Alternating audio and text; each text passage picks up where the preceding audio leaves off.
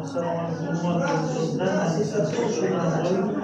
Xalqdan ko'ngildan menejer bilan biza vaqtda uchrashuvlar o'tkazib boramiz. Yangi mahsulotlar, yangi produktlar, mijozlarga taqdimoti bo'yicha shug'ullanamiz. Hozir kunda bizada yangi nima chiqqan mahsulotlar bilan biri 300 milliongacha bo'lgan mikrokredit 312 insonlik qaror asosida.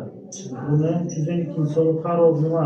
312 prezident tomonidan chiqarilib, bu o'sha kichik tadbirkorlari, qatlamdagi tadbirkorlar qo'llab-quvvatlash maqsadida beriladi. Bu kamida 1 yil ijobiy оборотga ega bo'lgan shaxslarga beriladi. Bu 100 milliongacha hech qanaqa оборот zalog so'ralmaydi, kafillik ham so'ralmaydi. Sug'urta polisi ham taqdim qilmaydi.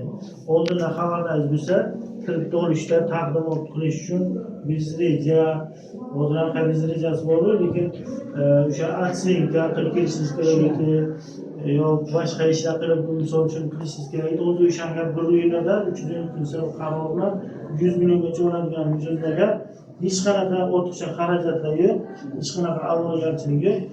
2 etapli, 1 etapli bo'lib bo'lgan, 1 etapli degani siz оборотni ko'ramiz, sразу siz hujjatlaringizni rasmiylashtirib reyestrga yuboramiz.